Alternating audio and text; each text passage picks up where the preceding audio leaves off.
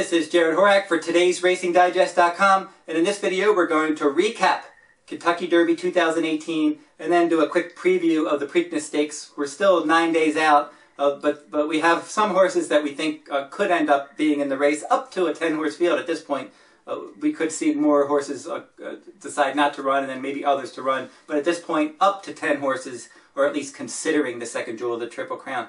Now, if the 2018 Kentucky Derby seemed familiar after the finish, based on the fractions and the way that it was run on a wet track, you don't have to go back far because it was. Because in the Kentucky Derby 2017 on a wet track, we had Always Dreaming win it, and he was very similar to Justified. Now, Always Dreaming in 2017 on a wet track, the pace of the race, 22.70, 46.53, 6 furlongs of 111.12. Always Dreaming was all over that quick pace on a wet track. He was able to put away all the other horses that chased him and were up there with him, and he won nicely by a bit less than 3 lengths. Fast forward to the 2018 Kentucky Derby. We had Justify on a sloppy track.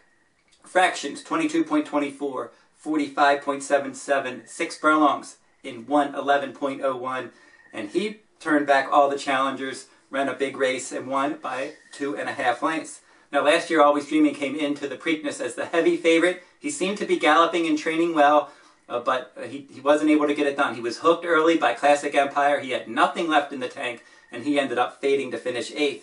Now, will Justify do better? He seems like he could be a better horse than Always Dreaming. He certainly has a lot of promise. He's 4 for 4 lifetime. Really hasn't been thoroughly challenged yet.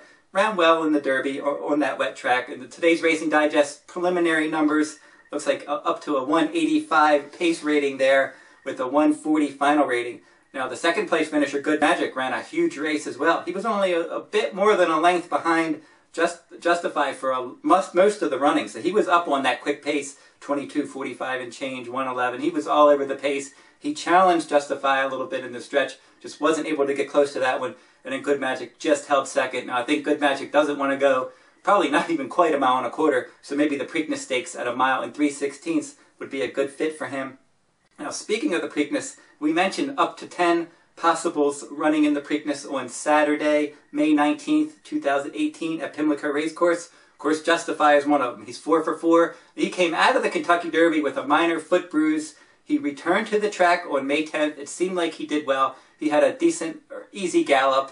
And if everything goes according to plan, just like he did today, if he continues to gallop well and look good, trainer Bob Baffert will certainly send him to Pimlico for the second jewel of the Triple Crown. A Good Magic is a possibility.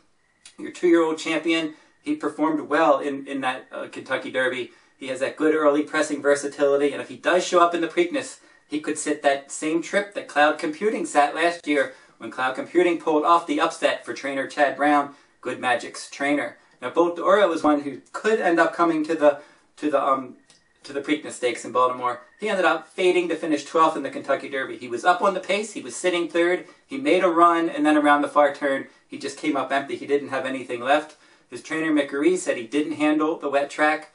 Probably didn't. I mean, if you look at the replay, it just looked like he really wasn't handling that wet track the way that Justify was skipping over that track. And he has the back class. Now, Justify's beaten him in back-to-back starts. But Bolt d'Oro has been a classy horse. That was the first time he finished out of the top 3.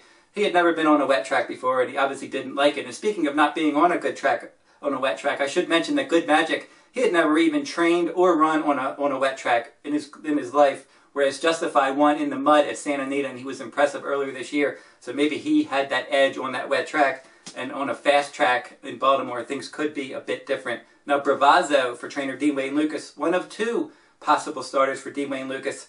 He ended up finishing 6th in the Kentucky Derby. He won the Grade 2 Risen Star Stakes earlier this year. He's capable of showing speed. Lone Sailor, he finished up the track in the Kentucky Derby. He was 2nd in the Grade 2 Louisiana Derby. He's a late runner, and if he gets some pace help, he could hit the board in Baltimore. Sporting Chance, your 2nd of 2 D. Wayne Lucas trainees. He was 4th in the Pat Day Mile last time. He was 3rd in the Bluegrass Stakes before that. He's another one that has some speed. Now, Quip comes from the same ownership group as Justify, and he's pointing to the Preakness. He was 1st in the Grade 2 Tampa Bay Derby. He was 2nd in the Arkansas Derby. He has early pressing speed. Diamond King. Diamond King is one. He was entered in the Peter Pan Stakes at Belmont Park on Saturday, May 12th, but his connections have said they want to run in the Preakness. He won the Federico Tessio last time out. Now the Federico Tessio at Laurel is a win and you're in race for the Preakness. So Diamond King won that one. He qualified for the Preakness based on that victory. He has some speed. Tenfold for trainer Steve Asmussen. He was 5th in the Arkansas Derby.